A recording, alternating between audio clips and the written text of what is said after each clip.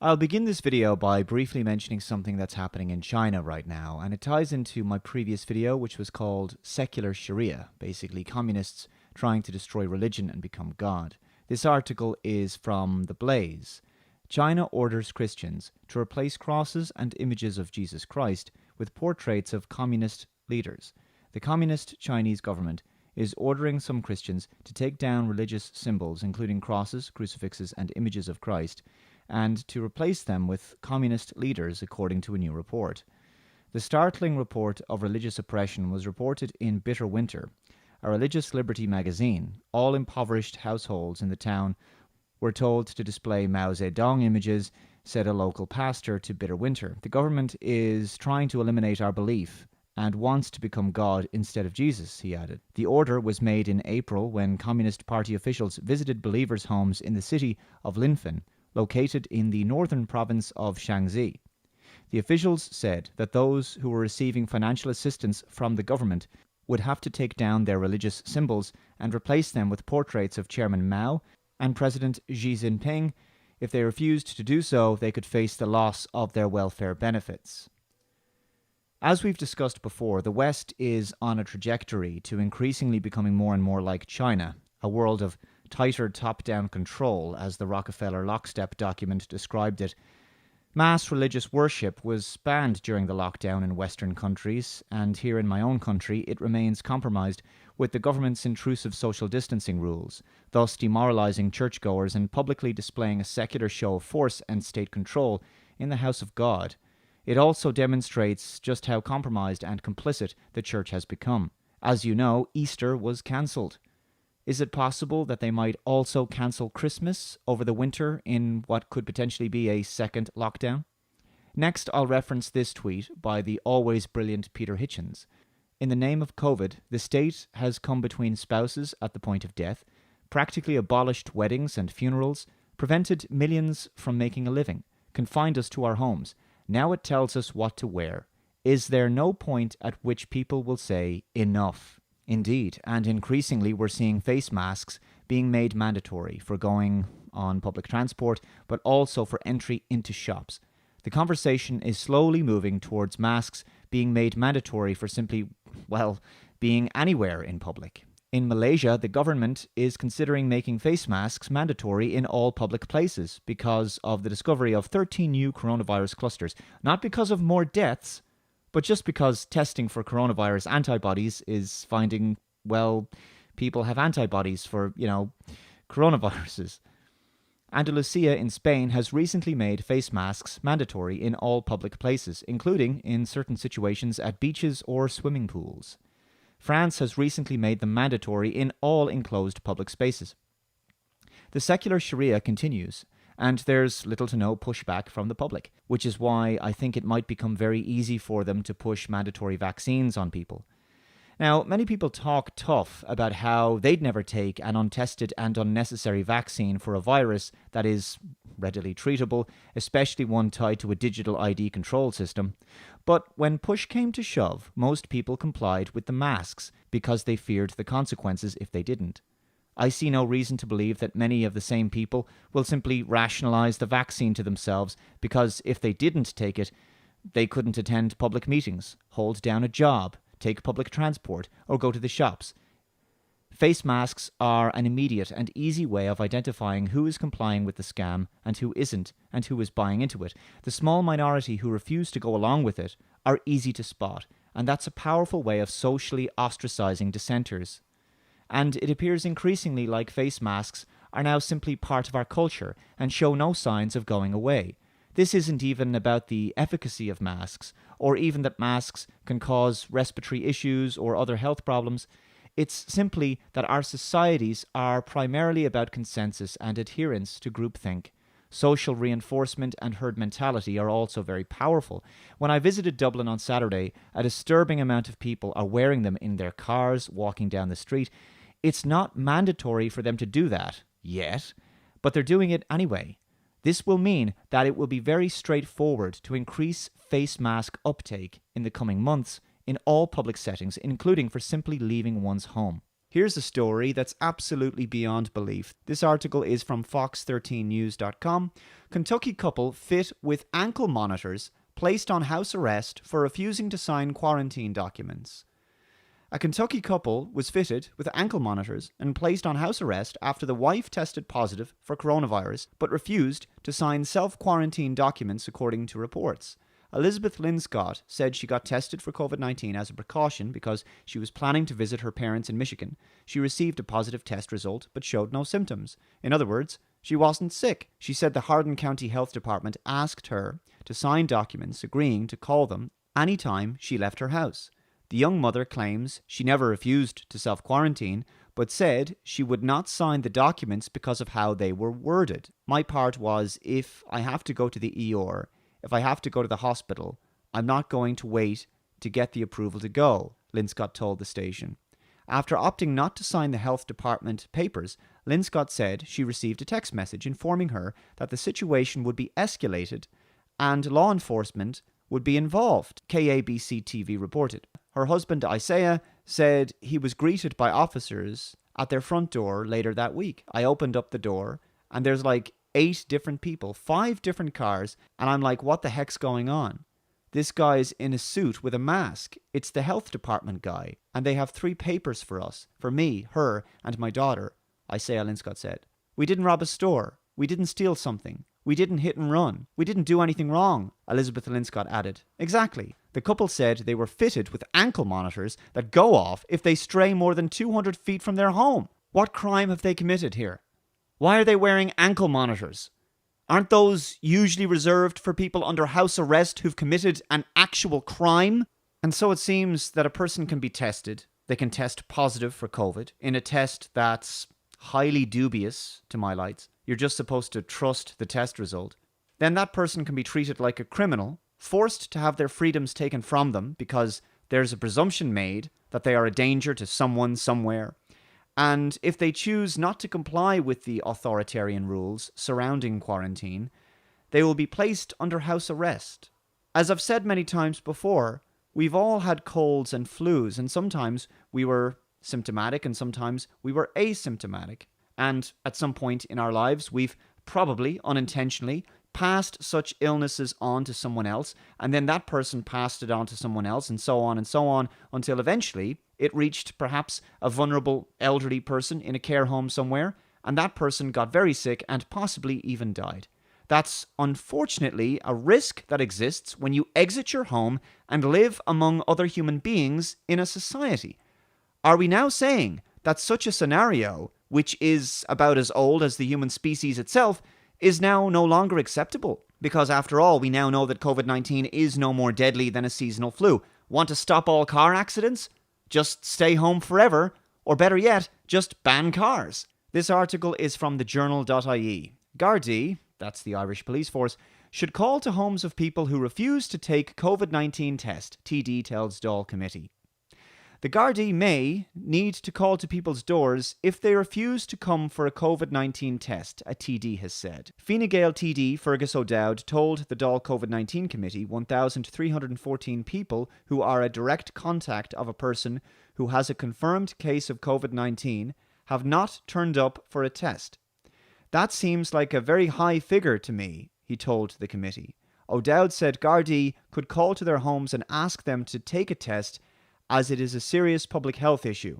Yes, we keep being told that this is a serious public health issue, and yet the death figures don't bear that out. And yet, we're not seeing mass graves anywhere. In fact, less people died in April of 2020 than died in April of 2018 in Ireland. Wasn't April of 2020 supposed to be the height of the pandemic? I mean, seriously, think about the precedent that something like this would set. The police being able to knock on people's doors because they're not tested, well, what might that eventually evolve into? I could see that eventually becoming the police knocking on people's doors for not being vaccinated. That seems fairly inevitable to me. It's becoming very obvious that if there is to be any hope that we're going to turn this situation around, it's going to have to emerge at the very last minute when the mandatory vaccine arrives. At that point, humanity is going to have a choice, and that choice is very likely going to require most people to actually use their brains and think carefully about what's been going on for the past number of months. For some, it will become too painful to admit that they've been fooled, and so they will engage the cognitive dissonance and believe in COVID as a kind of act of faith. Some may take a risk and hope that the vaccine isn't some toxic substance that's part of a grander, more nefarious plan. Others may grit their teeth and take the jab out of desperation, but it'll be the same energy and justification they used when they reluctantly acquiesced to the face masks on public transport. If the vaccine does indeed have negative side effects, or it's part of an intentionally nefarious plan, the media, crooked health authorities, and governments will try to pass off any negative health side effects as due to another pandemic, or a bioweapon perhaps. And will the population be able to think clearly enough to realize that it was in fact the vaccine? I'm not sure that most people are able to think clearly enough to make these kinds of connections. As to those who talk a big game but still gradually become frogs in the boiling pot, this artwork is from Ben Garrison, and I think it pretty much sums up the inability for the public to stand by their convictions by drawing a line in the sand and sticking to it. I honestly think most people are beyond reason at this point. That doesn't mean they won't wake up eventually, but they just haven't yet. And it's getting rather late in the day, isn't it? This article is from irishmirror.ie. Irish health chiefs hopeful of early coronavirus vaccine as trials raise hopes of breakthrough. Dr. Ronan Glynn welcomed the latest results of studies in the UK and China amid reports that a vaccine could be available in 6 months. Just in time for the new year, then. This article is from BBC News. Coronavirus vaccine. UK government signs deal for 90 million doses. The UK government has signed deals for 90 million doses of promising coronavirus vaccines that are being developed. The vaccines are being researched by an alliance between the pharmaceutical companies BioNTech and Pfizer, as well as the firm Valneva. The new deal is on top of 100 million doses of the Oxford University vaccine being developed by AstraZeneca. However, it is still uncertain which of the experimental vaccines may work.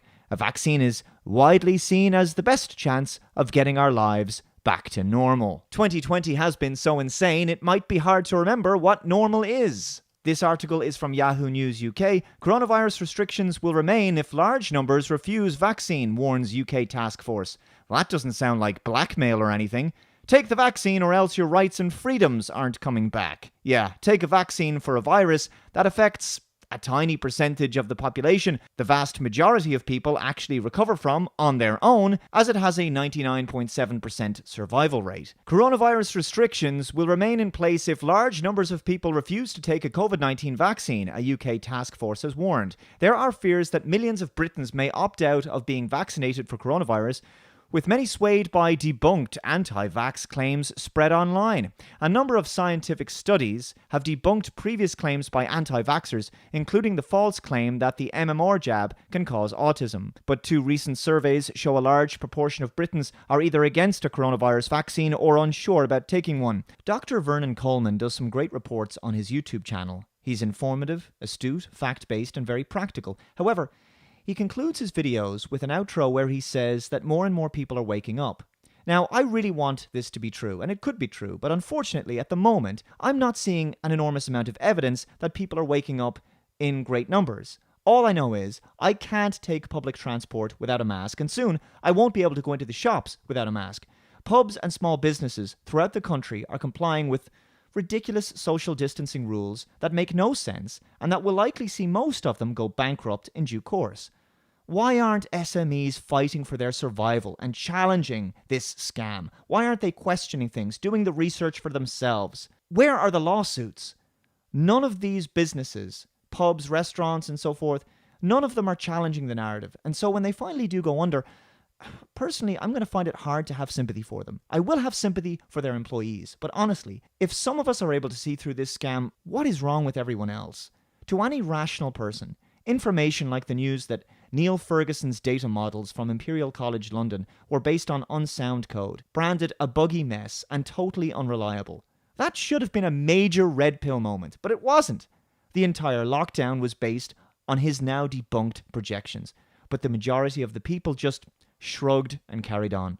When Gript, here in Ireland, produces an article outlining statistics from Ireland's Central Statistics Office that show that more people died overall in April of 2018 than in April of 2020, no one bats an eyelid. And I'm sure that people will try to scramble to explain that away by saying that, well, it must have been social distancing and the lockdown that kept the COVID at bay. But then you'd have to explain why Sweden, which didn't do a lockdown, has less deaths per 100,000 people than Ireland does, which was explained by Dr. Marcus de Bruin when I had him on the channel. When RTE's George Lee writes an article comparing how much better Ireland fared than Sweden, he neglects to mention age demographic differences between the two countries, that Sweden has 2 million people over the age of 65. That's the vulnerable age range, and Ireland has only a little over 600,000 people in that age range. That means that Sweden has over 3 times as many people who could be vulnerable to COVID than Ireland does.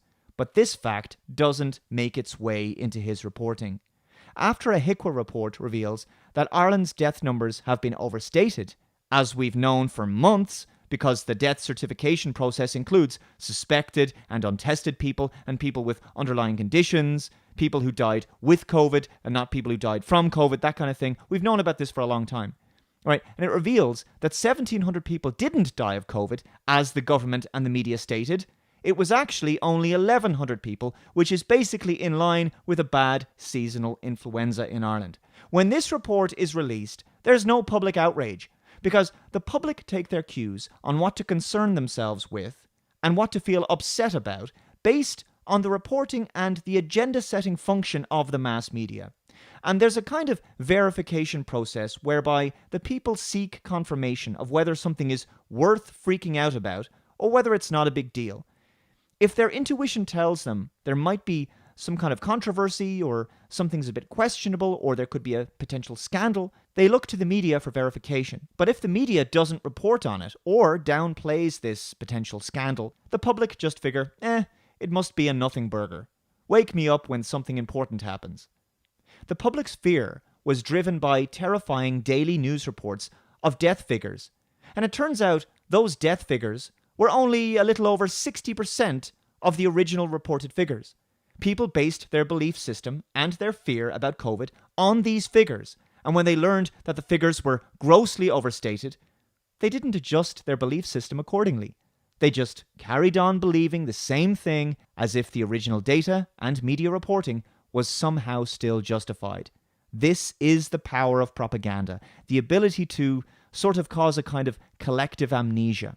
My red pill moment when it came to the COVID narrative was back in mid to late March, and my suspicions were validated when Dr. Walter Riccardi, science advisor to the Minister of Health in Italy, said in this Telegraph article published back on March 23rd, the way in which we code deaths in our country is very generous in the sense that all the people who die in hospitals with the coronavirus are deemed to be dying of the coronavirus. On re-evaluation by the National Institute of Health, only 12% of death certificates have shown a direct causality from coronavirus, while 88% of patients who have died have at least one pre-morbidity. Many had 2 or 3, he says. And then, sometime later, Dr. Deborah Birx said the following. There are other countries that if you had a pre-existing condition, and let's say the virus caused you to go to the ICU and then have a heart or kidney problem, some countries are recording that as a heart issue or a kidney issue and not a COVID-19 death.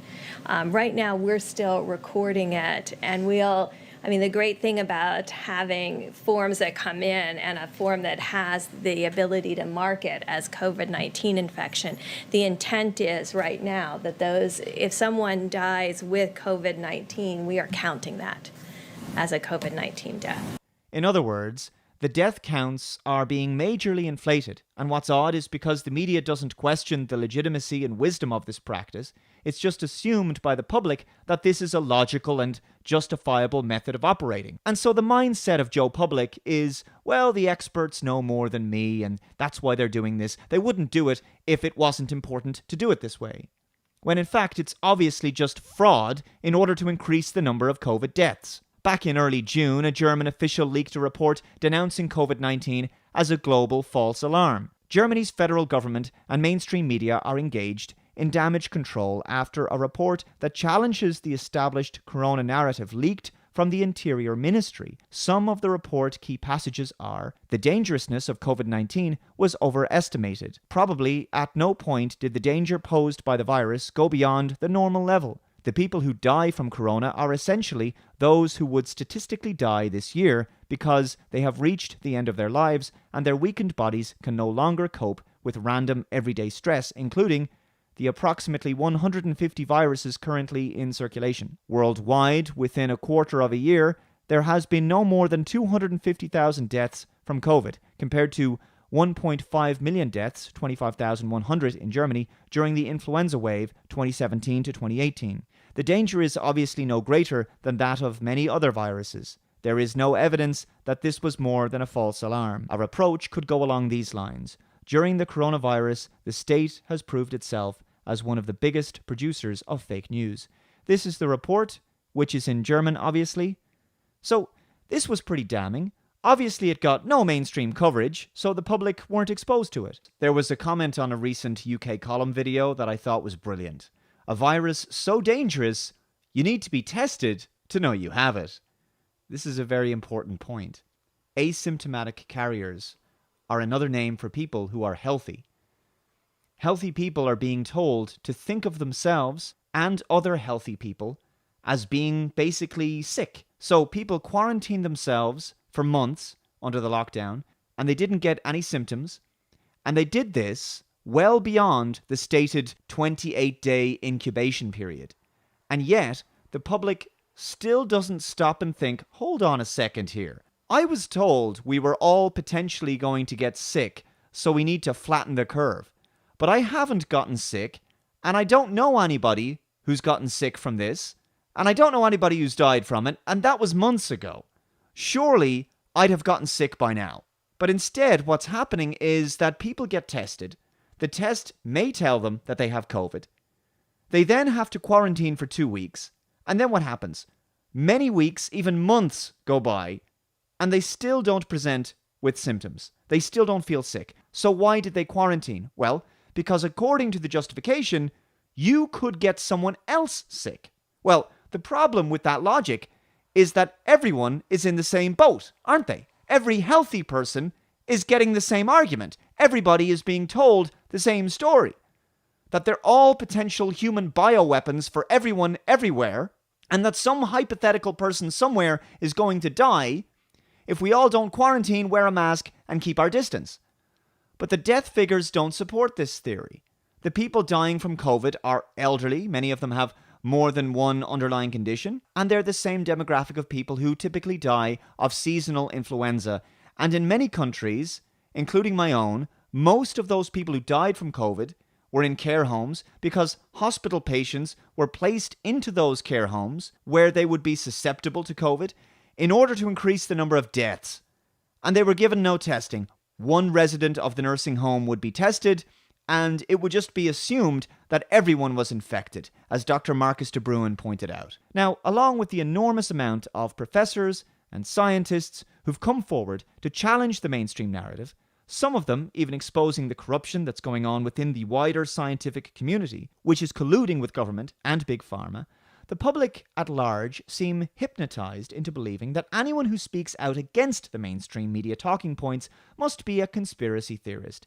And so, once the label is thrown at somebody, it seems to sufficiently smear them and discredit what they're saying in the eyes of the undecided public. So the other day, there was a great article published in the Daily Mail written by Peter Hitchens, and I want to read some of this to you now. Face masks turn us into voiceless submissives, and it's not science forcing us to wear them, it's politics. In the name of COVID, the The state has already thrust itself into every corner of our existence. It has come between husbands and wives at the end of their lives. It has forbidden the old to embrace their grandchildren. It has denied us funerals and weddings, locked the churches, silenced the ancient monastic music of cathedral choirs, and prevented the free worship of God for the first time in 800 years. They didn't even do that under the Spanish flu. And banned us, unless we were left-wing, from holding or attending public meetings. Ah, yes, of course, I should mention that most of the public just shrugged when there was all these George Floyd protests, all the BLM protests around the world. There was a big issue when people had anti-lockdown protests because they could be spreading COVID. But apparently that concern just went away when it came to the BLM protesters. Strange. And still the public didn't wise up and go, hold on a second, there's something wrong here. It has ordered us to stay at home, scolded or fined us for sunbathing, going on country rambles, or even entering our front gardens. That was actually something that happened briefly in the UK. It has forced millions of us to stop working, sabotaged the educations at school and university of untold numbers of young people, and has become our boss and paymaster in the biggest state takeover of life and work ever attempted by non-communists. I'm not sure that the people at the very top are not communists, but the sentiment is nevertheless very sound. Soon we will discover that it has also wrecked an already wobbly economy and separated untold numbers of us from jobs and businesses we thought were safe. Soon, too, it will also separate us from our savings through punishing tax and savage inflation to pay for the disaster it has caused. All part of the Great Reset, I think. Now it presumes to tell us what to wear, and what it wants us to wear is a soggy cloth muzzle, a face nappy that turns its wearer from a normal human into a mumbling, mouthless submissive, and this, it seems, is popular. Is there nothing the modern British people will not put up with? Britain's muzzle consumption is now so high that 6 months from now, there will be reports of dolphins and whales floundering about in an ocean made sticky by millions of gallons of hand sanitizer as they choke on congealed clumps of used muzzles. These items are set to become the new plastic bags. There was also a very good observation that John Waters made recently, which was that with the exhales coming from the human mouth and nose, seemingly such a source of dangerous contagious germs and viruses, and masks supposedly a safe way of controlling our deadly emissions, then surely all of these used and discarded masks that we're now seeing littering the street and in trash cans everywhere should be disposed of as if they're genuine toxic waste. Should men in hazmat suits not be brought in to environmentally dispose of these lethal biohazards? I mean, after all, the masks are supposed to be an essential tool in stopping the spread of an insanely dangerous and highly infectious Spanish flu meets the bubonic plague disease, after all. You know, it's almost as if the virus isn't the problem, but that the mask is a powerful tool to remind the public that there's a pandemic going on in the middle of the Northern Hemisphere summer, so that the fear factor doesn't die away before the new flu season begins. Hitchens continues. Why is this frenzy taking place? Here is a clue. On July 12th, Deborah Cohen, the medical correspondent of BBC Two's Newsnight, revealed an astonishing thing. The World Health Organization had reversed its advice on face masks from don't wear them to do wear them. But the key fact was that it had not done so because of scientific information. The evidence had not backed the wearing of face coverings, but because of political lobbying. She revealed on Twitter that we had been told by various sources that the World Health Organization committee reviewing the evidence had not backed masks, but they recommended them due to political lobbying. She said the BBC had then put this to the World Health Organization, which did not deny it. In March, the World Health Organization had said there is currently no evidence that wearing a mask, whether medical or other types, by healthy persons in the wider community setting, including universal community masking, can protect them from infection with respiratory viruses, including COVID-19. The American TV news channel CNN reported on March 31st that Mike Ryan, executive director of the World Health Organization Health Emergencies Program, had said at a briefing in Geneva, there is no specific evidence to suggest that the wearing of masks by the mass population has any potential benefit. In fact, there's some evidence to suggest the opposite in the misuse of wearing a mask properly or fitting it properly.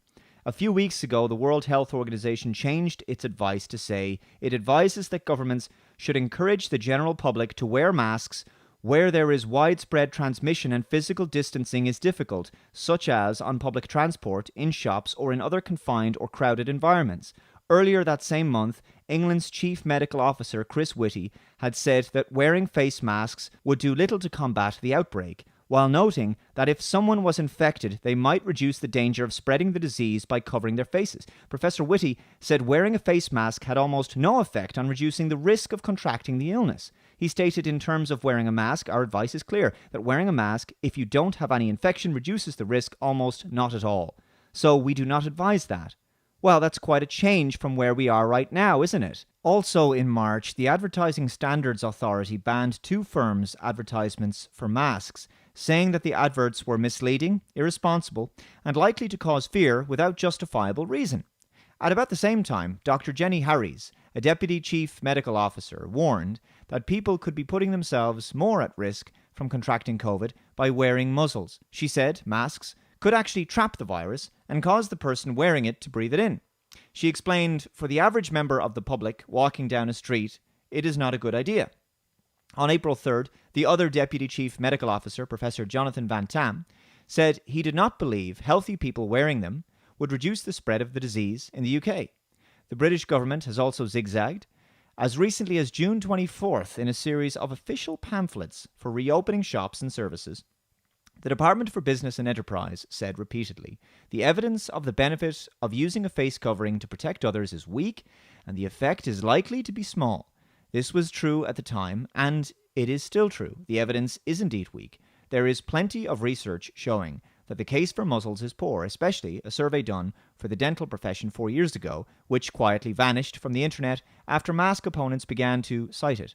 The scientific papers in favor of muzzling are full of weak, hesitant words such as probably, could, and may, which can equally well be expressed as probably not, could not, or may not. There has not been any great discovery in the past few days. And I feel at this point I have to say again, doctors, nurses, dentists, they wear masks in very acute settings.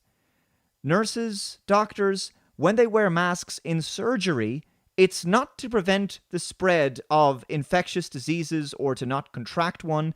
It's actually to stop saliva from getting into an open wound. Or in the case of a dentist, to stop them from sneezing or coughing into your mouth. It's for the protection of the patient. As Dr. Buttar has explained, a face mask is going to stop a virus about as effectively as a chain link fence is going to stop a mosquito. Generally, the main way of discovering if something works is the randomized control trial, in which the proposed treatments or method is tested directly and thoroughly. This hasn't been done with muzzles, probably because it would be a bit difficult and possibly because muzzle zealots fear the results would not help their cause. Amazingly, the chief spokesman for science in this country, who should surely support proper rigor, has dismissed such RCTs. Venki Ramakrishnan, president of the Royal Society, sneered at inappropriate RCTs as methodological fetishism. He did this while advocating more compulsory muzzle wearing when he appeared on Radio 4's Today programme on July 7th, as the political lobbying for muzzles intensified. All that has changed is the politics. Why are they changing? Interestingly, Health Secretary Matt Hancock's muzzle edict was the first action by the London government which actually copied a move made by Nicola Sturgeon's extreme left-wing Edinburgh administration. There are many signs that this has not been thought through, at least by scientists. Why are we more likely to spread COVID in a shop than we are to do so in a pub or a restaurant? The question cannot be answered. Well, the mask with its dehumanizing effect also makes the wearer complicit in the ongoing lie and reinforces belief through ritualistic behavior of continuing to wear it, which is something that Dennis Rancourt mentioned before. By making it mandatory, it forces everyone to take part in the lie regardless as to whether they believe it or not. Actions can also influence beliefs over time, and the more an individual sees other people wearing the mask, the more the individual believes the mask must be necessary. Everyone else is wearing one. The situation must be very, very serious indeed. In addition, people can't see the full range of other people's facial expressions or body language. As we know, 80% of communication is nonverbal. Emotions can be much harder to read, and empathy is lowered as a result.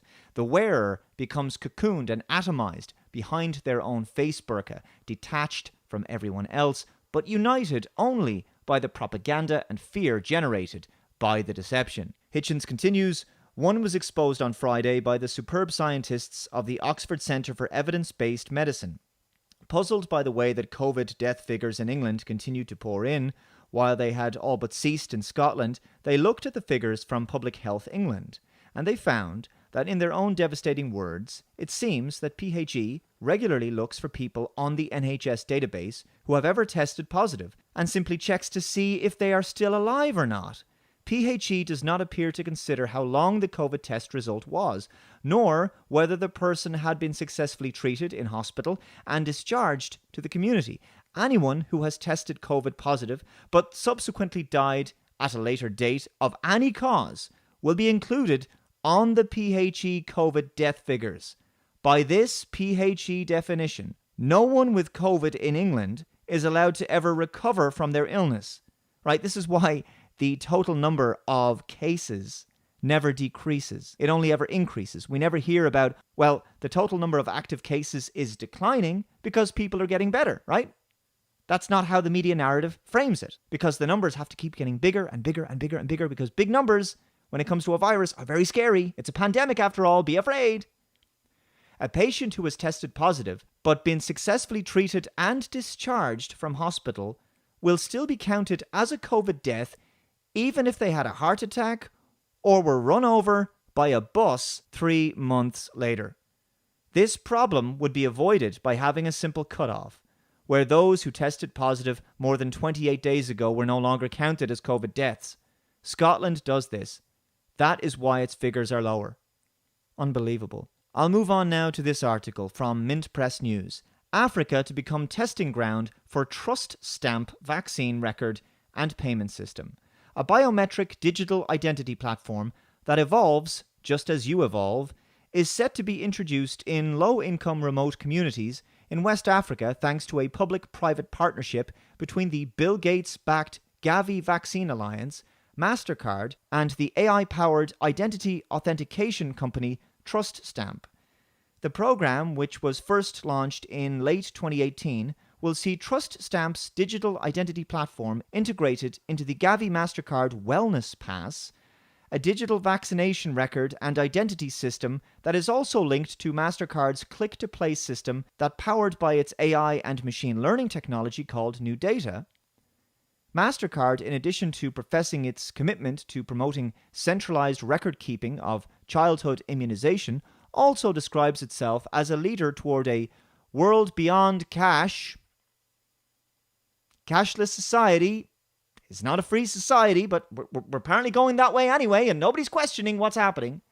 And its partnership with Gavi marks a novel approach towards linking a biometric digital identity system. What did human beings ever do for 150,000 years before biometrics and digital IDs and AIs and all these vaccines? What did they ever do? A biometric digital identity system, vaccination records, and a payment system into a single cohesive platform. Wow, it's almost like everything we've been worried about for the past few months is actually starting to come true. And it's coming to Africa first. The effort, since its launch nearly 2 years ago, has been funded via $3.8 million in Gavi donor funds, in addition to a matched donation of the same amount by the Bill and Melinda Gates Foundation. In early June, Gavi reported that MasterCard's Wellness Pass program would be adapted in response to the coronavirus COVID-19 pandemic.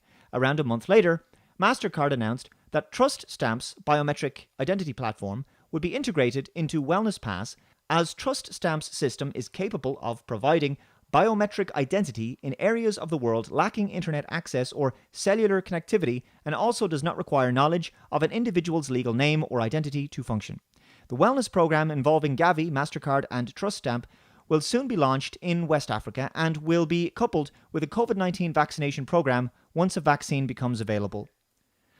I'll leave the full article for you to read below, but I think you can envisage where this could lead to. Next up, Simon Dolan of Keep Britain Free has posted the following on his Twitter. I have now seen official NHS staff guidance. No media allowed on site. Not allowed to talk to any journalists. Strict info governance. Refrain from commenting or posting on social media. Report any inaccurate statements to comms team. Personal social media is monitored. Why? It seems obvious that this is about the control of information and keeping all of those nurses in all those reduced capacity hospitals quiet. You know, the same hospitals we were told all over the world were going to be overwhelmed by COVID patients. But the spikes never came. Now, I'm going to conclude this video by saying the following. If the general public can't put all of these things together and just ask themselves, why is it that I don't know anyone who has the virus or anybody who's died of it? I honestly don't know when they're going to wake up. Sure, you can see the odd anecdote online, people who have lost a parent or grandparent, somebody who was very elderly and maybe had more than one underlying condition. And I'm sure those stories are genuine and you have my condolences. But the fact remains, the vast majority of people don't know anybody who has this virus, let alone anybody who has passed away as a result of it. The lockdown and social distancing were justified to flatten the curve. Then that phrase was retired, and it was wear a mask to keep people safe. Then it's restrictions to remain in place until the vaccine comes along. And the public continue to fail to see the goalposts being subtly moved before their very eyes over and over again. Now, I have no doubt that many of you have dealt with what I've dealt with. People you know who are simply unreasonable on this issue. Debates using logic, reason, evidence, they become heated arguments. When you try to present a different point of view on this narrative to a devout believer, they become uncomfortable and eventually angry in some cases, and they may even conclude that your arguments are conspiracy theories. I think this emotional response is actually a potent part of the propaganda. It's like a kind of inbuilt defense mechanism that protects the lie in the person's mind. It shields it. I think the trance the public has been put into as a result of sustained neuro-linguistic programming in the media is extremely difficult to break. I'm not sure how such people can be talked to and how we can help them become deprogrammed. If you've got any ideas, I'm all ears. Ultimately, no one likes to admit that they've been fooled. It's extremely humiliating and embarrassing, and if a person has emotionally invested and committed to this narrative for months, the resolute belief alone becomes somewhat comforting. People want to believe that their belief system and their perception of the world is based upon rock-solid foundations and conclusions that they've reached by themselves. It can be very disillusioning to give up on a strongly held belief. Thank you very much for watching this video. Be sure to share it where you can, and I will see you next time. Bye-bye.